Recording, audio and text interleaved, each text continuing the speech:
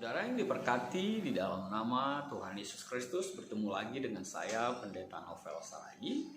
Firman Tuhan yang menyapa kita tertulis dalam Markus pasal yang ke-12, ayatnya yang ke-41 sampai ayatnya yang ke-44. Namun sebaiknya kita bersatu dulu di dalam doa. Kita berdoa. Bapa di dalam sorga, terima kasih Tuhan Yesus, Engkau sungguh baik dan teramat baik hadir dalam kehidupan kami. Kau selalu menyapa kami dengan kebenaran firman-Mu, dan firman-Mu menjadi kerinduan setiap kami. Maka berfirmanlah Engkau Tuhan Yesus, sebab kami siap untuk menerimanya. Amin. Saudara-saudara yang diberkati dalam nama Tuhan Yesus Kristus, seperti yang saya sebut tadi, firman Tuhan yang menyapa kita, Markus 12, ayatnya yang ke-41, sampai ayatnya yang ke-44. Begini firman Tuhan. Persembahan seorang janda miskin. Pada suatu kali Yesus duduk menghadapi peti persembahan dan memperhatikan bagaimana orang banyak memasukkan uang ke dalam peti itu. Banyak orang kaya memberi jumlah yang besar. Lalu datanglah seorang janda yang miskin dan ia memasukkan 2 peser, yaitu 1 duit. Maka dipanggilnya murid-muridnya dan berkata kepada mereka, "Aku berkata kepadamu, sesungguhnya janda miskin ini memberi lebih banyak daripada semua orang yang memasukkan uang ke dalam peti persembahan. Sebab mereka semua memberi dari kelimpahannya, tetapi janda ini memberi dari kekurangannya, semua yang ada padanya, yaitu seluruh nafkahnya." Demikian firman Tuhan. Saudara yang diberkati dalam nama Tuhan Yesus Kristus, firman Tuhan ini pasti sangat dekat sekali dengan kehidupan kita. Pasti sangat dekat sekali dengan ibadah kita. Sebab memang di dalam setiap ibadah kita diwajibkan, kita diharuskan memberikan persembahan. Dan realita yang diperhadapkan Tuhan pada perikop ini tidak lain adalah realita yang mungkin juga terjadi sampai saat ini. Diperhadapkan bagi kita ada seorang kaya, ada pribadi yang memberikan jumlah yang besar, lalu ada orang miskin, janda miskin yang memberikan hanya mata uang terkecil pada saat itu, bahkan itu hanya 2 peser. Tapi apa yang mau dilihat dalam situasi ini? Apakah Tuhan Yesus mau mengatakan bahwa tidak baik memberikan jumlah yang besar? Oh, salah. Silakan saja memberikan jumlah yang besar. Tidak salah memberikan dengan jumlah yang besar. Dan kita mau juga kita semua, jemaat semua, memberikan dengan jumlah yang besar. Artinya apa?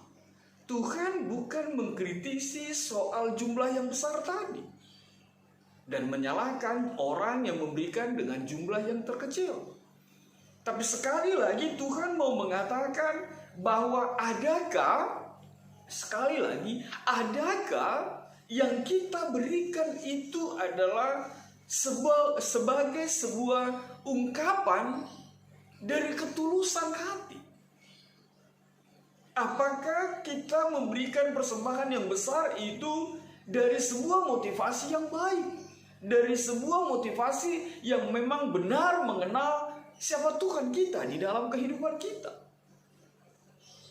Takutnya kan karena mata uang terbesar saat ini 100.000, terus kita memberikan pun, ini ya kolekteku, terus bikin yang besar biar semua orang pada lihat gitu ya, atau lama-lama dia masukin gitu kan, karena biasanya tempatnya kan agak sempit gitu ya, masukannya gimana gitu, agak dikibar-kibarin gitu. Tidak juga ya. Lalu ketika uang kita lecek atau segala macam udah itu dikumpul-kumpul lagi baru masukin gitu ya. Sekali lagi Tuhan tidak memprotes, Tuhan tidak mengkritisi soal jumlah yang besar tadi. Tapi Tuhan mau sekali lagi Tuhan mau melihat apakah itu dari kesungguhan hati, apakah itu dari sebuah ketulusan. Memang benar, jauh lebih baik lagi memberikan dalam jumlah yang besar dan dengan dari sebuah ketulusan dan dengan sebuah motivasi yang baik. Sebab apa? Semua persembahan itu dipergunakan untuk kerajaan Allah. Lalu apa yang kedua yang bisa kita lihat dalam perikop kita ini? Tidak lain adalah Tuhan mau melihat bahwa bukan hanya persoalan nominal, tapi persoalan value. Apa yang menjadi penekanan di dalam situasi itu? Tuhan mau katakan soal nilai, bukan soal jumlah. Si janda miskin memberikan persembahannya dan itu adalah segala-galanya. Dikatakan di dalam ayat 44, semua yang ada padanya. Nilainya, mari kita melihat itu. Artinya apa? Si janda miskin tadi memberikan segala sesuatu yang ada padanya. Makanya menarik sekali ketika ini digabungkan, dikaitkan dengan Roma pasal 12 ayat 1 itu. Mempersembahkan tubuhmu, mempersembahkan hidupmu sebagai persembahan yang hidup, yang kudus, dan berkenan kepada Tuhan. Memberikan semua yang ada padanya. Dan bahkan mungkin perikop kita mau mengatakan dengan 2 peser yang diberikan oleh seorang janda itu, maka besok, maka nanti, dia tidak punya uang. Dia tidak punya sepeser pun. Sebab firman Tuhan mengatakannya semua yang ada padanya, yaitu seluruh nafkahnya. Itu nilai yang begitu luar biasa itu. Itulah persembahan yang dipesankan begitu luar biasa di tengah-tengah kehidupan kita. Persembahan dengan memberikan seutuhnya apa yang ada pada kita untuk kemuliaan Tuhan. Dan di situ nilai dari sebuah persembahan itu. Memang benar. Yang terbaik adalah hal yang ketiga, ketika kita memberikan, pastilah kita memiliki iman, pengenalan yang indah akan siapa Tuhan kita, siapa yang menjadi penerima dari kolekte, dari persembahan kita. Sederhana sekali. Saya melihat hal yang positif walaupun ini sering menjadi sesuatu yang negatif. Anggo marpesta halak na bayak, anggo marpesta halak na, maaf ya kalau kita pakai ekonominya tidak bayak. Kalau kita pergi ke pesta yang dua contoh itu, di mana amplop kita yang paling besar?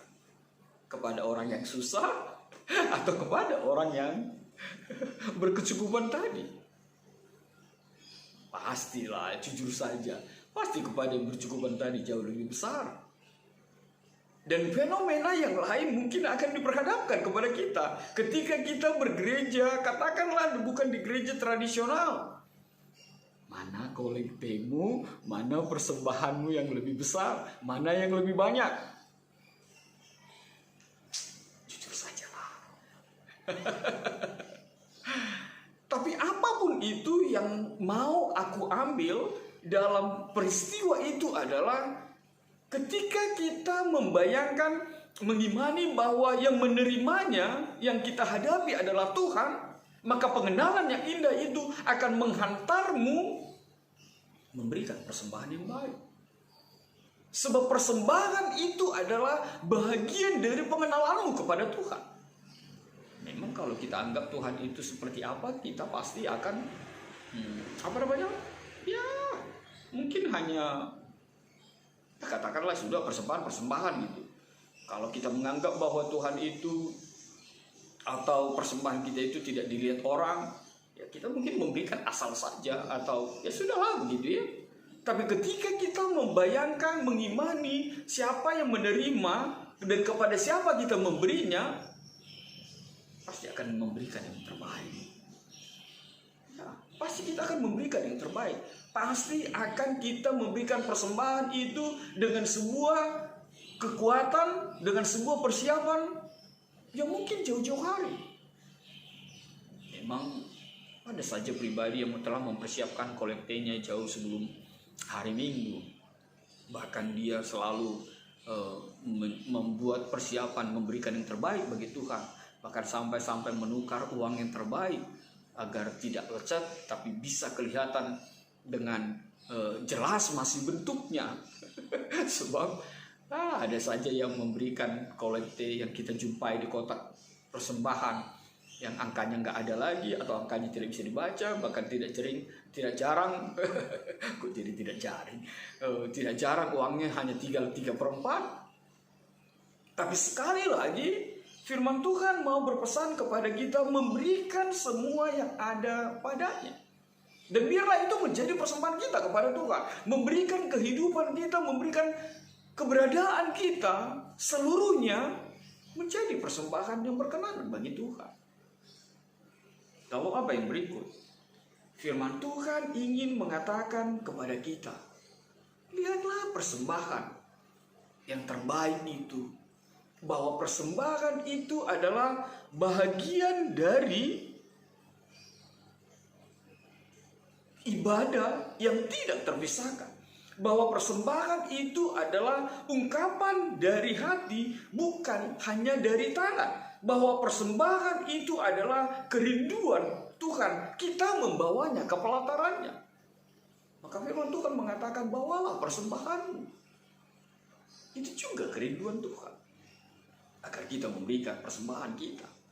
Makanya menggelitik ketika kemarin orang pada sedikit lutu ya, menjali di medsos. Perlu udah memberi persembahan lampala memberi galangan halani sonon. Ingat Bapak, Ibu, saudara-saudaraku yang diberkati dalam nama Tuhan Yesus Kristus, persembahan itu bagian dari ibadah. Persembahan itu bagian dari ungkapan hati. Persembahan itu bagian dari kerinduan Tuhan. Kita bawakan ke rumahnya, kita bawakan kepada Tuhan. Para rakun, karena jauh ini nebata. Lalu apa yang terakhir? Yang terakhir, ingatlah persembahan yang teragung itu. Persembahan yang teragung itu dinyatakan di tengah-tengah kehidupan kita. Apa itu? Tuhan Yesus mau disalibkan, mempersembahkan hidupnya seutuhnya untuk mempersembahkan seluruh kehidupannya untuk kita. Agar dengan persembahan yang dilakukan oleh Tuhan Yesus, kita semua menjadi pribadi yang terselamatkan. Kita menjadi pribadi yang dilayakkan memiliki sorga yang Tuhan janjikan dalam kehidupan kita. Itulah persembahan yang teragung. Dan biarlah itu menjadi bagian dari kerinduan, dan itu menjadi bagian dari keimanan kita di tengah-tengah kehidupan kita, ketika kita bahkan memberikan persembahan yang terbaik bagi Tuhan dalam kehidupan kita. Amin? Oh belum, masih ada terakhir yang kedua. Apa terakhir yang kedua? Firman Tuhan mengatakan, pada suatu kali Yesus duduk menghadapi peti persembahan dan memperhatikan bagaimana orang banyak memasukkan uang ke dalam peti itu. Aku garis bawahi, bagaimana orang banyak memasukkan uang ke dalam peti itu. Memperhatikan bagaimana orang banyak memasukkan uang ke dalam peti itu. Bahwa ternyata Bapak Ibu, pemuda yang dikasihi Tuhan Yesus Kristus, Tuhan memperhatikan apa yang kita berikan. Mata Tuhan ada di mana-mana. Jadi kalau kita bisa memberikan persembahan, pura-pura ngepalkan tangannya lalu memberikan, ingat, kalau temanmu di sebelahmu tidak melihatnya, Tuhan melihat. Bahkan dikatakan Tuhan memperhatikannya. Kalau kita seperti gimana cara memberi kita, ingat, Tuhan memperhatikannya.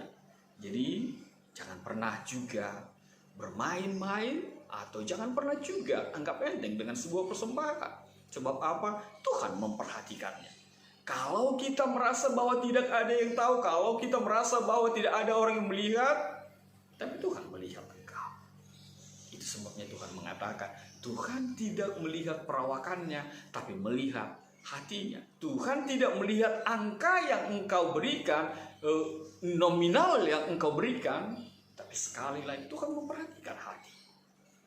Bisa kecil Pak Pendeta? Bisa.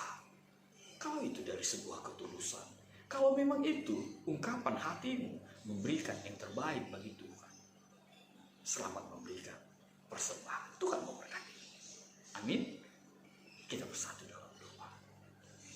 Bapa di dalam sorga, terima kasih Tuhan Yesus buat kebenaran firman-Mu. Biarlah firman-Mu mengajar kami untuk mempersembahkan yang terbaik bagi Tuhan. Bahkan seluruh kehidupan kami, bahkan seluruh apa yang ada pada kami berikan untuk kemuliaan Tuhan. Sehingga dimanapun kami berada, sehingga apapun yang kami lakukan, sehingga apapun bahkan yang kami pikirkan, itu adalah persembahan yang berkenan bagi Tuhan. Dan terima kasih Tuhan untuk karya-Mu yang begitu luar biasa, begitu agung.